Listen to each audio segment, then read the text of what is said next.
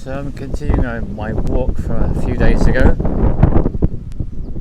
and this one is things that a shaman needs to know. To be specific, 3 things a shaman needs to know. So they are when to stop, when to shut up, and when to go away. Not the most obvious things you might think, but ever so important. And it is through hosting retreats I learned so much about this. So let's start off with the when to go away. That's a good one. So I discovered quite early on in retreats, and I used to get specific guidance about it, and then after a while I knew how to spot all the signs, and I would just simply take myself off somewhere quiet on my own, out of the way of other people. Sometimes it's really good to do this thing for yourself as a shaman. It can be that just disconnecting from the energies of other people can be really productive for you, help you to reconnect yourself to what's really going on and your presence and connection with guides and helpers. But that's much what I'm less interested in talking about. I'm much more interested in talking about the benefits to other people, and they are many. So the main thing is that by you choosing to go away, what that can do is it can open up a space for other people. One of the things we tend to forget all too easily is that we have, through the course of our work, accumulated a lot of personal power, and for some people this can be really quite disruptive, and the best thing for them is for you to give them your input and then just to disappear off for a while and maybe turn up later, or maybe not. I had an extreme example of this only yesterday, when I just had this sense that what I needed to do was to leave the place where I was staying and go for a walk, and I felt like that would just be the thing to do.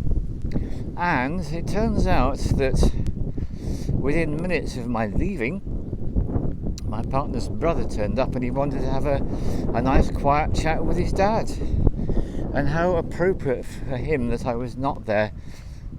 Someone he doesn't know very well to have to say hello to, didn't even have to bother, could just focus all his attention and his energy on his father and his father's needs, and his own needs, of course.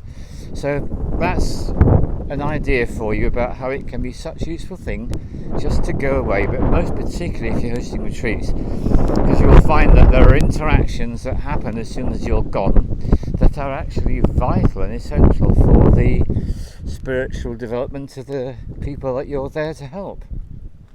So yeah, your input's invaluable, and your absence can sometimes be even more valuable.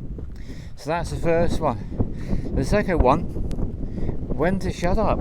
Okay, well, let's look at it this way. As a shaman, we often get insights, information about another person and their life journey. We get information given to us through our guides and helpers. We just suddenly get a whole picture. We can see what's going on, why the person does this. So yeah, they do this because of that thing in the past, that happened, and that's still having an effect on them, that's still working through. And it is the first inclination, you just want to tell them, of course you do. You want to say, hello there, I know you're having real problems with this particular issue, and that's because when you were 4 years old, that particular thing happened to you. I saw it in my trance journey work. No, shut up, don't tell them that, unless I ask you. Which brings us back to good old shamanic ethics again. When asked, then you reveal, and you do so tactfully, so you don't just pour the information into their ear all in one go. You find a way to say it that's going to be easier for them to hear, rather than just dumping a load of shit on them. It's very important. So that's the one about shutting up. So yeah, it can be very frustrating when you can see something about the person they could really do with help, but you just know that they're not going to ask because it's not their time to do so. They need to do their journey their way, and with your help is wonderful, with your interference is frankly black magic. So that's that one. So we've looked at shutting up, going away, and then the last one, of course, is when to stop. It could be that on your own life journey, by stopping at a particular point, you might start to notice things in your environment or in yourself that if you were just involved in your business you wouldn't have the chance to notice, and that can be so productive in so many ways. So of course one of the things I'm noticing those little flowers. There's nasturtium flowers and leaves. There are some other little flowers. I'm particularly appreciating the bamboo. So sometimes to stop is just to appreciate even more what's going on. Other times there could be something very particular for you.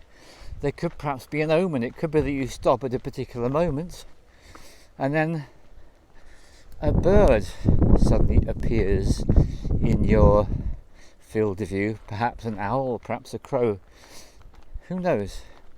But by being receptive, by stopping, it could just be that some really invaluable information is given to you, which could change the course of your life. So it's well worth remembering as a shaman when to stop, when to shut up, and when to go away.